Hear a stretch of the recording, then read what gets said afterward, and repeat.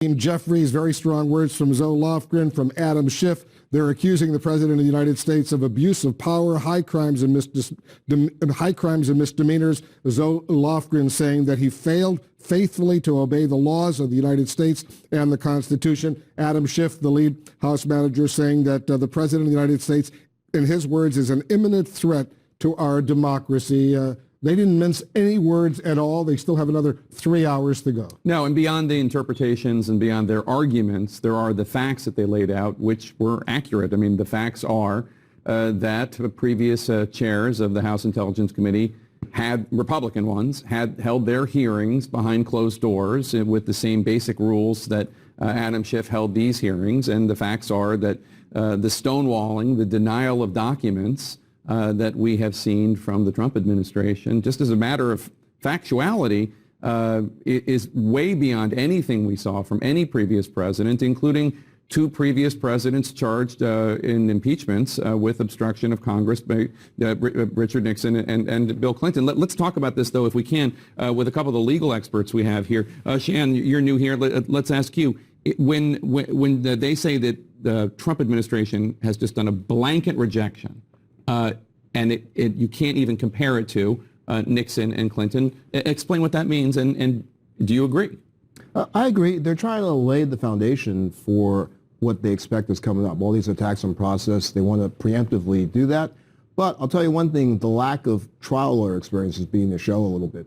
What they really need to do to make that point is they do have to lay some legal foundation. They need to turn the corner, make it more pointed, and say, you're going to hear from the president's lawyers that the president has a right to executive privilege.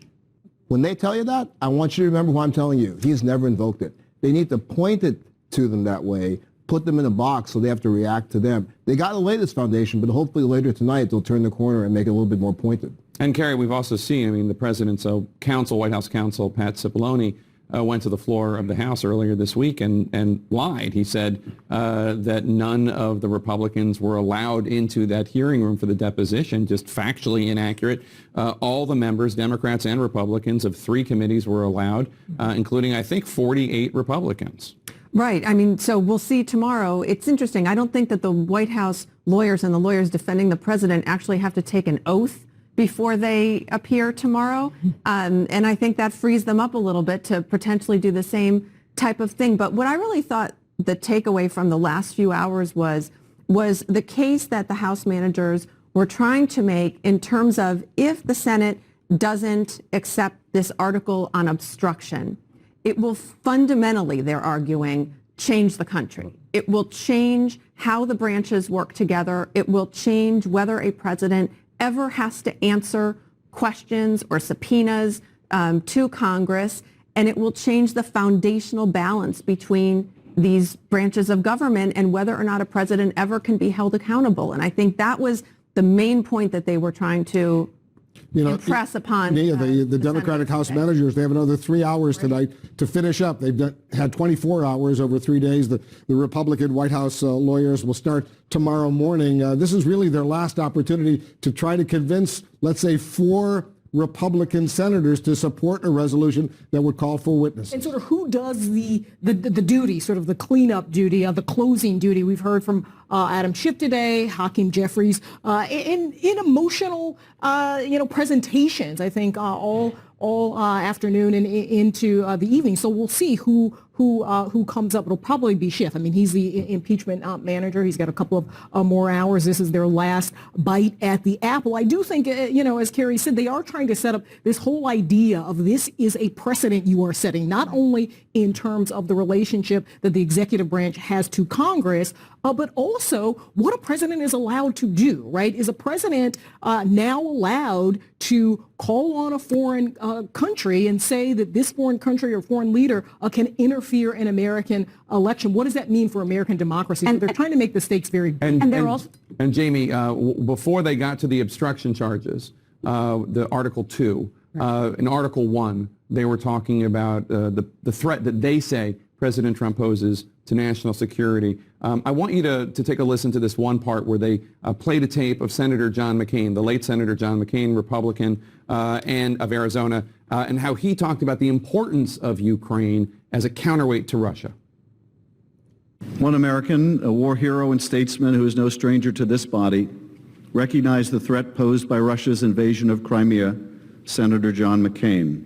This strong bipartisan support for Ukraine reflected what Senator McCain said was an opportunity for the United States to undermine Russian leverage in Eastern Europe by building, quote, a success in Ukraine.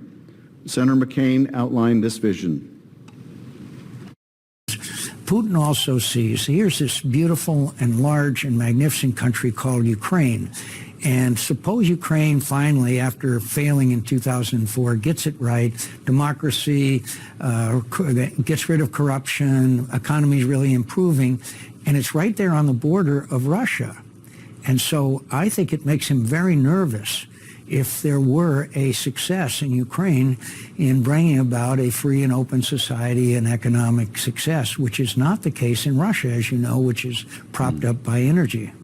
Now, a lot of Republicans were very critical of the Obama administration for not providing lethal aid that the Ukrainians wanted, and that's the aid we're talking about here. Why do you think that was important?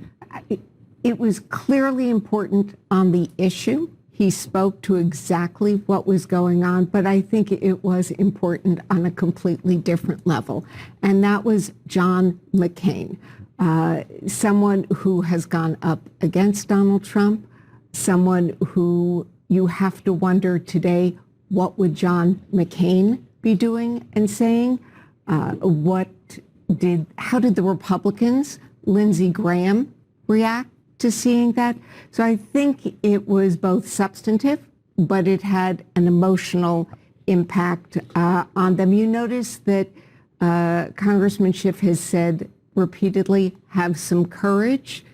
John McCain was the have some courage moment. Right. They need 4 votes, and several of the votes they might get or they're targeting were friends of John McCain. John McCain was respected across the Senate, but if you're talking about Susan Collins and Lisa Murkowski, 2 very close friends of John McCain. Yeah. Rob Portman and Lamar Alexander respects him very much. There's been several different ways where the Democrats have tried to get the Republicans, essentially, you all say this privately, we know it, you don't like the way this president conducts business, you don't like the way the president undermined Ukraine here, have the courage to buck your leadership and buck your president. That's what that was. And I also think later this afternoon, was about telling the American public that we, meaning the House Democrats, we played by the rules. And they outlined in chapter and verse how they played by the rules. But this president did not play by the rules. And he has been worse than any president in history or anybody that they've tried to subpoena or get before the American Congress. It makes the Richard Nixon, 18-minute gap look like nothing here. And they're saying, this is blanket obstruction. You can't you can't claim privilege when you're engaging in obstruction. And they're doing their little pre-buttal tonight, which I think Shan was talking about. And I think Schiff will probably go into that in greater detail, but they wanted to tell the American public, we were not unfair. We did this in a fair way, and the White House and the president in particular decided that it wasn't going to work for them, so they didn't cooperate. And Alan, you're the former Senate parliamentarian. The argument that is being made on the second article of impeachment, obstruction of Congress, the argument that if you let this happen, if you basically sanction this, codify this, you are forever letting the executive branch run roughshod over the legislative branch. Do you think that is a compelling one for U.S. senators? Well, for a parliamentarian, process is everything. And that's what the second article is all about. So I think there's a great deal of merit in the case that the House managers are laying out. I predict in the next several days we'll see a lot more of the Chief Justice. I think procedurally things are going way too smoothly. and I think you're looking at 24 hours of a presentation on the part of the President's Counsel, 16 hours of questions, and then 4 hours on debating whether or not to debate whether there will be motions to subpoena witnesses and documents. There's an awful lot in there for grist for procedural battles. I think you'll see the Chief Justice getting involved, whether he wants to or not, and I think it's time that he earned his keep. Dana Bash is up on Capitol Hill. She's been there all these days. So Dana, what are you seeing over there? What are you hearing? What's the mood? Well, first of all, people are hungry, and that went pretty late, so they're diving into their dinner break. But we talked a little bit before the trial resumed this evening about the fact that we were going to hear, as we did, the arguments that the House managers were going to make for the second article for obstruction of Congress. And I was in the chamber for a lot of Jerry Nadler's argument, and the fact that at one point he got pretty close again to kind of admonishing the Senate by saying, if you don't support the legislative branch's ability and right and responsibility to keep the executive in check, history will not look kindly on you. And I was sort of watching to see the reaction, particularly of some Republicans on that. They were a little bit stone-faced on that, particularly those Republicans like Lisa Murkowski and Susan Collins, who Democrats are trying to get on board. But one other thing I want to tell you, which is that I just spoke briefly with Senator Joe Manchin. He's a Democrat, comes from a state where Donald Trump won by almost 43 percentage points. And he said he was listening very carefully, and he, number one, supports the idea of witnesses, but number two is saying that he is very, open-minded about maybe splitting. He's going to take each article separately, and it is possible that he could vote yes, for example, on Article 1 and no on Article 2, or vice versa. So again, those Democrats, there aren't a lot of them, the moderate Democrats, but they're the ones we should also keep in mind and keep our eyes on, in addition to the Republicans. Thank you, Dana Basha. Once again, underlying that how difficult the math is on this, Jamie Gangel, the idea that they need to get 67 Republicans and Democrats to vote to remove the president. Forget the 51 vote hurdle, which they're having trouble getting 4 Republicans to join 47 Democrats. Dan is saying they might not even get 47 Democrats to vote for more witnesses, although I don't think that they'll get that for the witnesses, but for the removal of the president, that's impossible. I think that would require something we don't know right now happening for them to hold hands and jump like that to get to that level. I do want to say there's a little bit of through the looking glass. We see Donald Trump's Twitter feed, but I think it's worth taking a look at the White House, the official Twitter feed that we all pay for.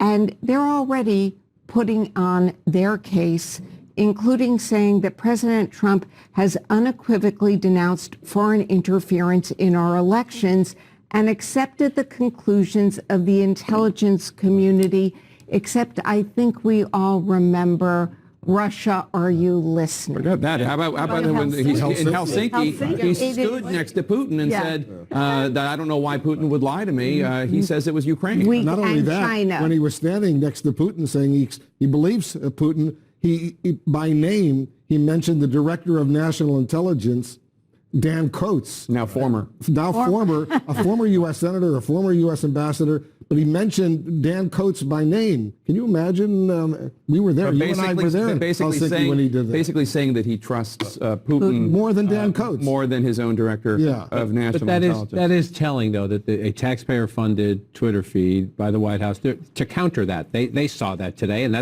was a humiliating moment. The President of the United States standing there essentially repeating Russian propaganda, and the White House is trying to, for the Trump base, say, no, look at this, not that. Erase history. All right. A lot happening so far. Good working with you. Thank you so much. We'll do it again. We got a lot going on over the week.